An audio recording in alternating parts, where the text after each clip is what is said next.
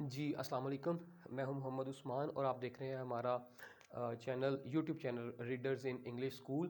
हम लोगों ने लेक्चर 4 में पार्ट्स ऑफ स्पीच में हमने प्रोनाउन का स्टार्ट किया हुआ था और इसके कुछ काइंड्स हम पढ़ रहे थे, कुछ काइंड्स को डिस्कस कर लिए प्रीवियस लेक्चर्स में। आपको वो मेरे यूट्यूब चैनल पे मिल जाएंगी।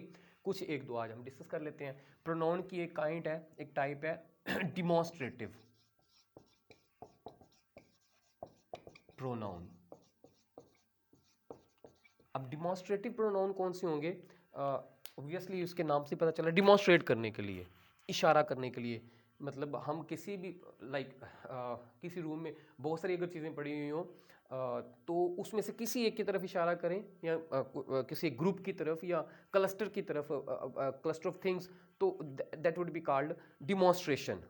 तो डिमॉन्स्ट्रेट करने के लिए जब हम प्रोनाउंस का यूज़ करते हैं तो उसे हम कहते हैं, वो प्रोनाउन डिमॉन्स्ट्रेटिव प्रोनाउन हो जाएंगे। मैं एक एग्जांपल यूं दे देता हूं,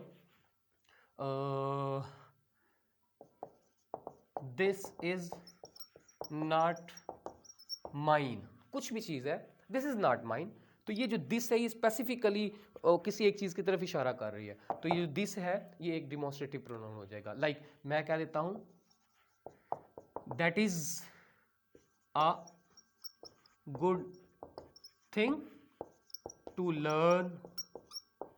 that is a good thing to learn. चीज़ों को समझना, उनको सीखना एक अच्छी चीज़ है, तो दैट इज गुड थिंग। तो दैट क्या है? डिमॉन्स्ट्रेटिव प्रोनाउन है। दैट क्या हो जाएगा? डिमॉन्स्ट्रेटिव प्रोनाउन हो जाएगा। मैं इसकी एक और एग्जांपल जरा एक कॉम्प्लेक्स सेंटेंस में लेके आता हूं। I have met that boy who I have met that boy who sang well yesterday। Who sang well yesterday। अब ये एक सेंटेंस मैंने लिख दिया, इसमें देखिएगा प्रोनाउन कौन कौन से हैं जो अभी तक हमने पढ़े हैं। दैट पढ़ लिया तो ये बकायदा डिमॉन्स्ट्रेट कर रहा है, इसका मतलब ये डिमॉन्स्ट्रेटिव प्रोनाउन हो गया। ओके, हमने हु पढ़ा है अभी प्रीवियस लेक्चर में। हु क्या है? वैसे तो ये एक WH फैमिली में से है, लेकिन इस वक्त ये इंट्रोगेटिव प्रोनाउन नहीं है, बल्कि ये क्या कर रहा है? एक क्लॉज को दूसरे क्लॉज के साथ रिलेट कर रहा है, तो ये हो जाएगा रिलेटिव प्रोनाउन। हु बेसिकली क्या है? हम प्रीवियस लेक्चर में पढ़ के आ चुके हुए हैं। हु यहां पर रिलेटिव प्रोनाउन है और डिमॉन्स्ट्रेटिव प्रोनाउन हमने पढ़ लिया जो इशारे के लिए यूज हो। लाइक ये सिंगुलर के लिए था तो दिस और दैट, अगर हमने प्लूरल के यूज करना है तो दोज और दीज यूज कर सकते हैं। इसी तरह से जैसे मैं अगर बात करूं, such things happen around us. ये कोई भी चीजें, कुछ भी ऐसे बेशुमार वाकयात, इंसिडेंट्स या कुछ भी ऐसा, तो सच क्या है? ये बाकायदा डिमॉन्स्ट्रेट कर रहा है कुछ ऐसे थिंग्स या कुछ ऐसी हैपनिंग्स की तरफ। ठीक है, तो ये सच भी क्या हो जाएगा? ये भी डिमॉन्स्ट्रेटिव प्रोनाउन हो जाएगा। होपफुली आपको डिमॉन्स्ट्रेटिव प्रोनाउन समझ में आ गया होगा। नेक्स्ट एक और एग्जांपल ऐसी की प्रोनाउन की टाइप में से, और वो हम कर लेते हैं इम्फेटिक प्रोनाउन। कौन से होते हैं इम्फेटिक प्रोनाउंस? इम्फेटिक प्रोनाउन जो है आपने रिफ्लेक्सिव प्रोनाउन हमने प्रीवियस एक एग्जांपल में पढ़े थे प्रीवियस लेक्चर में।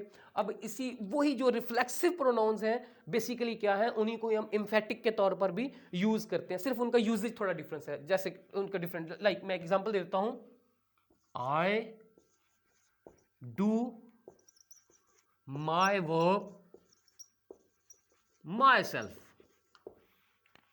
आई do my work my self. Okay, एक और एग्जांपल अगर हम माई सेल्फ को यूज करते हैं, I myself do my work. अब दोनों में डिफरेंस क्या है? यहां पर ये माई सेल्फ और यहां पर भी my self. Fine. Reflexive pronoun में हमने पढ़ा था कि वो नॉर्मली माई सेल्फ जो है वो पिछले वाले सब्जेक्ट की तरफ मूव करेगा, वापस आएगा आई की तरफ। Like I myself do my work. Normally होता भी यही है कि जो प्रोनाउन यूज हो रहा होगा उसकी रिफ्लेक्सिव फॉर्म उसके आम तौर पर बिल्कुल साथ आ जाती है। रिफ्लेक्सिव प्रोनाउन में अगर हम देखते हैं तो ये एक reflexive pronoun, I myself do my work, expression देख लीजिए चाहे, I myself do my work. लेकिन यहां पर क्या होगा? I do my work myself. तो ये एक एम्फसाइज करने के लिए, जोर देने के लिए, किसी भी बात पर जोर देने के लिए जब हम यूज करेंगे रिफ्लेक्सिव को, तो वो हो जाएगा emphatic pronoun. Got it? Reflexive pronoun itself किसी एक डूअर या प्रोनाउन की रिफ्लेक्सिव फॉर्म है, और वो रिफ्लेक्सिव फॉर्म से मुराद वो कम बैक करता है अपने डूअर की तरफ। ओके, लेकिन जब वो रिफ्लेक्सिव फॉर्म इनफैक्ट एम्फसाइज के लिए यूज की जा रही हो किसी सेंटेंस में, तब वही रिफ्लेक्सिव फॉर्म और वो रिफ्लेक्सिव प्रोनाउन नहीं होगा, बल्कि वो क्या हो जाएगा, एम्फेटिक प्रोनाउन हो जाएगा। जैसे मैंने ये एग्जांपल दी, दोनों में एक्सप्रेशन में दोबारा से एक दफा कर लेते, I myself do my work, बिल्कुल एक सिंपल स्टेटमेंट है, इसमें कोई ऐसा वैसा कोई एम्फसाइज नहीं, एक simple statement, I do my work, I myself do my work. दूसरे में आई do my work my self, मैं खुद अपना काम करता हूं, तो यहां पर वो एम्फसाइज कर रहा है, यहां पर how dare you to blame me to get my work by others. Got it? आपको समझ आ गई बात की? तो ये क्या हो जाएगा, ये एम्फेटिक प्रोनाउन हो जाएगा। यूं कह लीजिए, बहुत आसान सी बात, रिफ्लेक्सिव प्रोनाउंस ही basically as an reflexive pronoun और एम्फेटिक प्रोनाउन यूज होते हैं। एम्फेटिकली और रिफ्लेक्सिव वो यूज होते हैं बेसिकली। इसके अलावा प्रोनाउंस वही है सारे, myself, yourself, yourselves, ourselves, themselves, himself, herself, whatever. तो ये सारे क्या हो जाएंगे, इनका यूजेज ही उस सेंटेंस में इनका यूजेज डिफाइन करेगा कि वहां पर ये एम्फेटिक के तौर पर आ रहे हैं, एम्फेटिक प्रोनाउन के तौर पर, या कि ये रिफ्लेक्सिव प्रोनाउन के तौर पर आ रहे हैं। होप सो आपको ये बात समझ में आ गई होगी। आज के हमारे दो हमने प्रोनाउन की टाइप्स पढ़ ली, एक डिमॉन्स्ट्रेटिव पढ़ लिया और दूसरा एम्फेटिक पढ़ लिया। इसके अलावा मेरा ख्याल है एक या दो और होंगे, वो नेक्स्ट वीडियो तक के लिए इजाज़त दीजिए। अल्लाह हाफिज़, अपना ख्याल रखिए। अस्सलाम वालेकुम।